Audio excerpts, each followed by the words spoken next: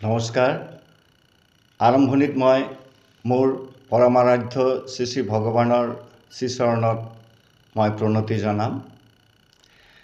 সচ্চিদানন্দৰূপায় বিশ্ব উৎপাদ হেতবে তাপত্ৰয় বিনাশায় শ্ৰী ভগৱানায়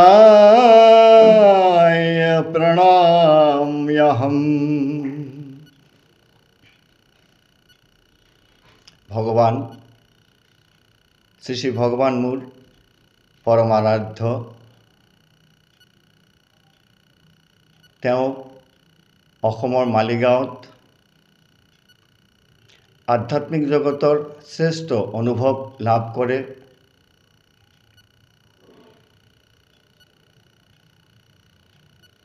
তাৰপিছত তেওঁ অনুভৱ লৈ নিজে অকলে বহি থকা নাই, তেওঁ মানুহৰ মাজত এই আধ্যাত্মিক অনুভৱ বিলাই দিয়াৰ চেষ্টা কৰিছে। গোটেই জীৱন ধৰি এটা উশাহ তেওঁ নিজৰ কাৰণে লোৱা নাই। বিশ্ব জগতৰ মংগলৰ কাৰণে, বিশ্ব মানৱৰ কল্যাণৰ কাৰণে তেওঁ নিজৰ জীৱন বিলাই দিছে। এতিয়া কিবা এটা বস্তু লাভ কৰিলে সেই বস্তু থবলৈ এটা ভাণ্ড লাগে। সেই ভাণ্ড হিচাপে তেওঁ গঠন কৰিলে ইণ্টাৰনেশ্যনেল বেদান্ত ছ'চাইটি।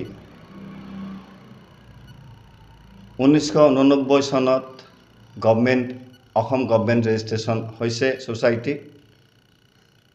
তাৰপিছত 1996 চনত গঠন হয় ইণ্টাৰনেশ্যনেল বেদান্ত ছ'চাইটি বঙাইগাঁও শাখা বৈদিক আশ্ৰম, নতুনপাৰাত অৱস্থিত। যোৱা 2023 মে' মাহৰ 27 তাৰিখে তেওঁ অমৃত লোকলৈ গমন কৰে।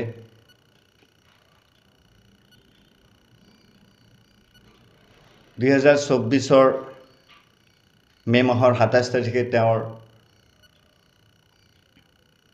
মহাপ্ৰয়াণ দিৱস আমি পাতিছিলোঁ আৰু তেওঁৰ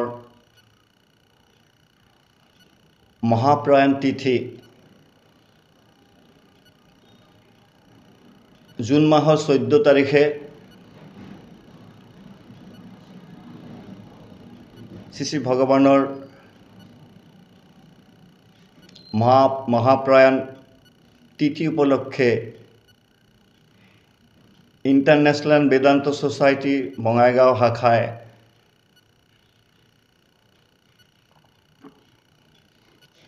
এটা আধ্যাত্মিক অনুষ্ঠানৰ আয়োজন কৰিছে।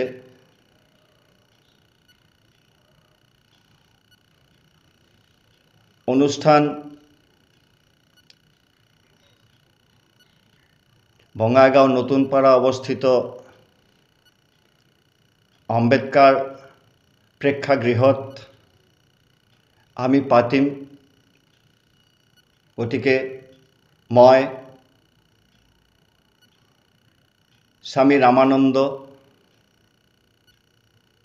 ইণ্টাৰনেশ্যনেল বেদান্ত ছ'চাইটিৰ ফালৰ পৰা মই সমূহ বঙাইগাঁও ৰাইজক বিনম্ৰ আহ্বান জনাইছোঁ, আপোনালোকে এই অনুষ্ঠানত উপস্থিত থাকি এই অনুষ্ঠানক সাফল্যমণ্ডিত কৰি তোলক। জয় ভগৱান।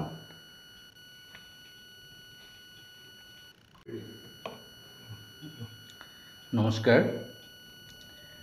আমাৰ ইণ্টাৰনেশ্যনেল বেদান্ত ছ'চাইটি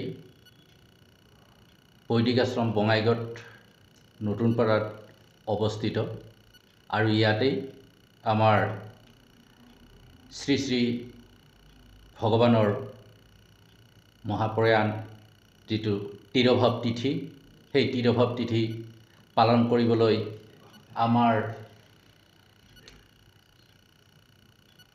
বঙাইগাঁৱত আশ্ৰমত, বৈদিক আশ্ৰমত অনুষ্ঠিত কৰা হ'ব। আৰু এই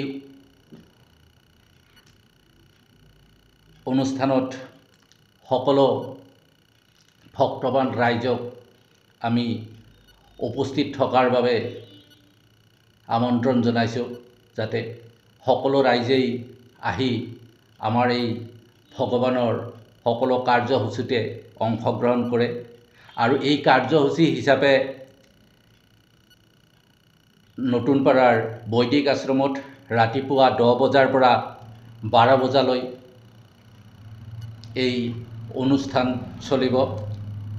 আৰু সন্ধিয়া আম্বেদকাৰ হল, আমাৰ নতুনপাৰাত যিটো আম্বেদকাৰ হল আছে, এই আম্বেদকাৰ হলত এক দিব্য সন্ধিয়াৰ আয়োজন কৰা হৈছে।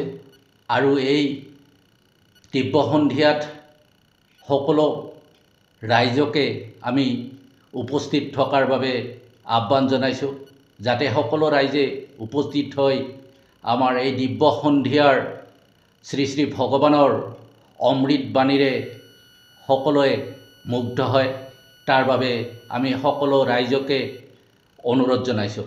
ধন্যবাদ।